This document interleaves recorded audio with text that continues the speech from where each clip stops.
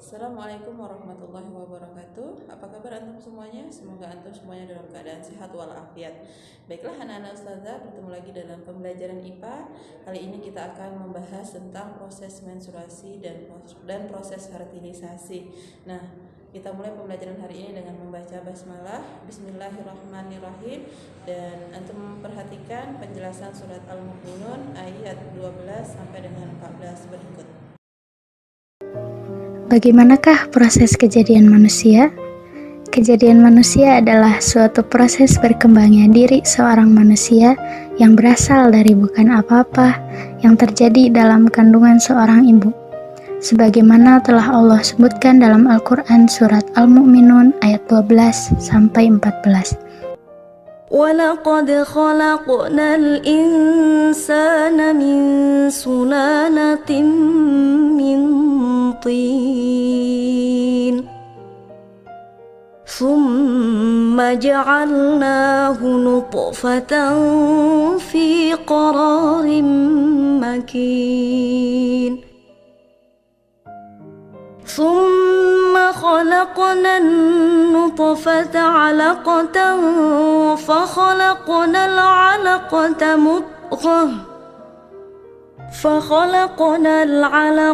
مُضْغَةً فَخَلَقْنَا الْمُضْغَةَ عِظَامًا فَكَسَوْنَا الْعِظَامَ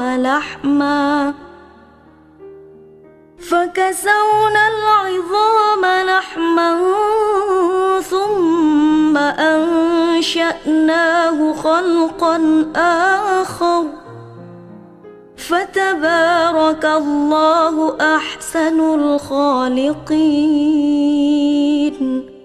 Dan sesungguhnya kami telah menciptakan manusia dari suatu saripati, berasal dari tanah. Kemudian kami jadikan saripati itu air mani, yang disimpan dalam tempat yang kokoh yaitu rahim. Kemudian air mani itu kami jadikan segumpal darah. Lalu segumpal darah itu kami jadikan segumpal daging. Dan segumpal daging itu kami jadikan tulang belulang. Lalu tulang belulang itu kami bungkus dengan daging. Kemudian kami jadikan dia makhluk yang berbentuk lain. Maka Maha Sucilah Allah, pencipta yang paling baik. Allah Subhanahu wa Ta'ala menceritakan keadaan manusia, bahwa Dia telah menciptakannya dan mengadakannya ke alam wujud ini. Padahal sebelumnya Dia bukanlah merupakan sesuatu yang disebut-sebut karena terlalu hina dan sangat lemah. Rasulullah Shallallahu Alaihi Wasallam dalam sebuah hadis, beliau menjelaskan dari Anas bin Malik dari Nabi Shallallahu Alaihi Wasallam, beliau bersabda, sesungguhnya Allah Ta'ala menugaskan satu malaikat dalam rahim seseorang. Malaikat itu berkata, "Ya Rob, sekarang baru sperma. Ya Rob, segumpal darah. Ya Rob, segumpal daging." Maka apabila Allah berkehendak menetapkan ciptaannya, malaikat itu bertanya, "Apakah laki-laki atau wanita? Celaka atau bahagia? Bagaimana dengan rizki dan ajalnya?" Maka ditetapkanlah ketentuan takdirnya selagi berada dalam perut ibunya. Hadis riwayat Bukhari. Menurut Ar-Razi dalam tafsirnya tentang Mafatihul Ghaib, ada 7 tahapan proses penciptaan manusia di dalam rahim. Yang pertama, Allah menciptakan manusia masih dalam bentuk saripati tanah yang disebut juga sulatin. Yang kedua, dari saripati tanah atau sulatin, Allah jadikan setetes air mani yang menyatu dengan ovum atau nutfatan. Yang ketiga, setelah 40 hari dari fase nutfatan, Allah menjadikan segumpal darah atau alaqatan. Yang keempat, pada hari ke-80, Allah jadikan segumpal darah atau alaqatan menjadi segumpal daging atau mudghatan. Pada fase ini, Allah menjadikannya ada yang sempurna dan ada yang tidak sempurna, sebagaimana dalam Quran surat Al-Hajj ayat 5, yang artinya dari segumpal daging yang sempurna kejadiannya dan yang tidak sempurna.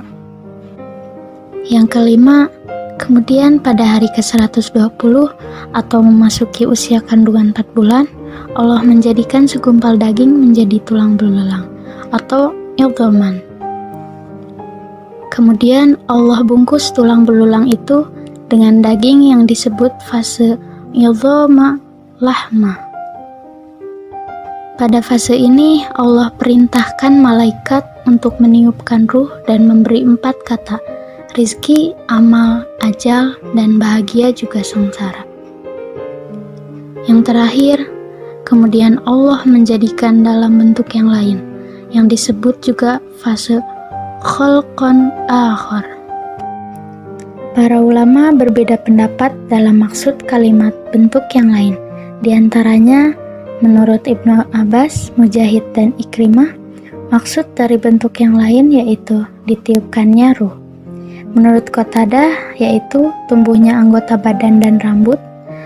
Menurut Al-Hasan, ditentukannya jenis kelamin. Proses kejadian manusia ini mengingatkan kita semua bahwasanya kita sebagai manusia ada karena Allah yang menghendaki kita untuk berada di muka bumi ini.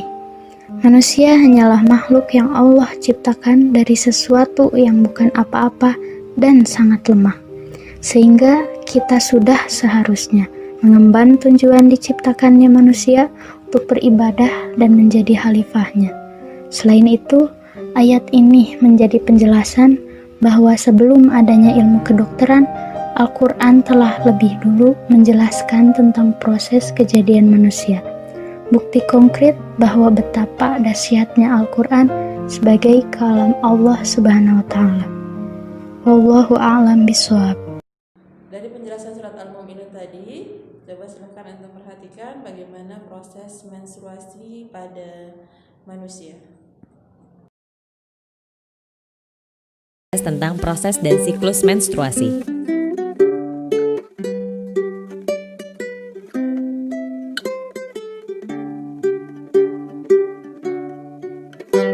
Apa itu menstruasi? Menstruasi atau haid merupakan pendarahan yang terjadi akibat luruhnya dinding sebelah dalam rahim atau endometrium. Menstruasi terjadi ketika embrio tidak terbentuk. Siklus ini rata-rata terjadi sekitar 28 hari, namun tidak semua wanita mempunyai siklus yang sama. Ada yang 21 hari, ada pula yang mencapai 30 hari. Siklus menstruasi dikendalikan hormon-hormon reproduksi yang dihasilkan oleh hipotalamus, hipofisis, dan ovarium.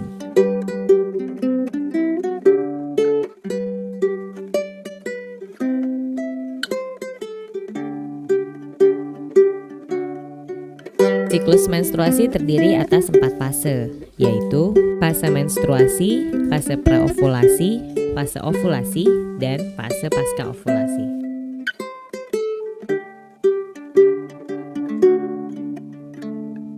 Fase menstruasi. Fase ini terjadi jika ovum tidak dibuahi sperma, sehingga korpus luteum menghentikan produksi hormon estrogen dan progesteron. Turunnya kadar estrogen dan progesteron menyebabkan lepasnya ovum dari endometrium yang disertai robek dan luruhnya endometrium, sehingga terjadi pendarahan. Fase menstruasi ini berlangsung kurang lebih 5 hari. Fase praovulasi. Fase ini disebut juga dengan fase proliferasi. Pada fase ini, hormon pembebas gonadotropin yang dikeluarkan hipotalamus akan memacu hipofise untuk mengeluarkan FSH. FSH adalah follicle stimulating hormone yang memacu pematangan dan merangsang folikel untuk mengeluarkan hormon estrogen. Fase ovulasi. Ovulasi terjadi pada hari ke-14.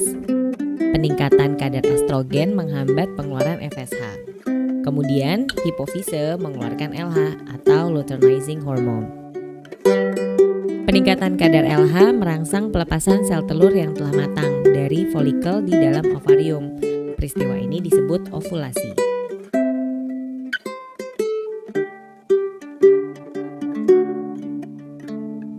Fase pasca ovulasi. Folikel de Graaff atau folikel matang yang telah melepaskan sel telur akan berkerut dan menjadi korpus luteum.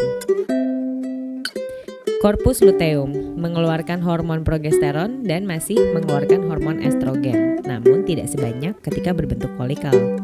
Jika tidak terjadi pembuahan, corpus luteum akan berubah menjadi corpus albicans yang hanya sedikit mengeluarkan hormon, sehingga kadar progesteron dan estrogen menjadi rendah.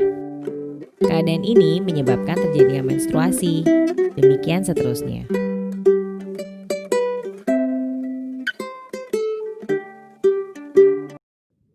Selanjutnya silakan Anda perhatikan proses fertilisasi pada manusia.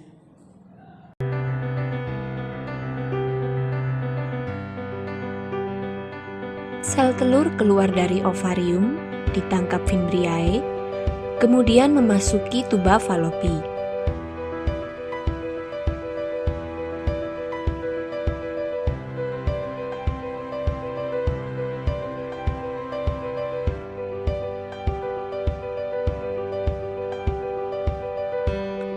Jutaan sperma dihasilkan dalam sekali ejakulasi saat puncak senggama. Sesaat setelah dipancarkan di dalam mulut rahim, sel sperma bergerak ke rongga rahim untuk mencari sel telur yang matang dan siap untuk dibuahi. Dari jutaan sperma yang dipancarkan, hanya beberapa yang dapat bertahan hidup mencapai indung telur, dan hanya satu yang dapat mencapai dan hidup di indung telur. Sperma kemudian mempenetrasi ke dalam sel dinding telur, kemudian mengkombinasikan materi genetiknya dengan sel telur dalam proses yang disebut pembuahan.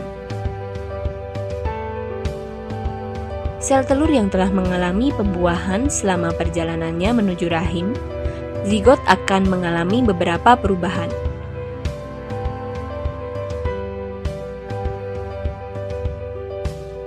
Di rahim, zigot akan menempel di dalam dinding rahim, dan disinilah zigot akan berkembang menjadi embrio dan akhirnya akan menjadi janin.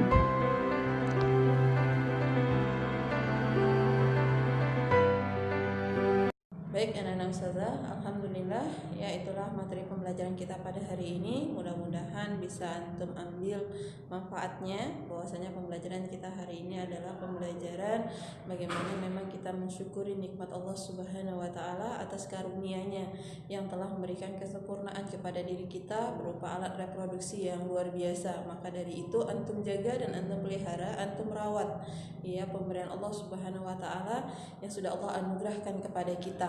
Jangan antum buat kepada hal-hal yang tidak Allah ridhoi gitu ya, jauhkan dari hal-hal maksiat, senantiasa untuk berpikiran positif ya, selalu untuk bagaimana kita mempelajari ilmu ini dengan menambah keimanan kita, ketakwaan kita kepada Allah Subhanahu wa taala.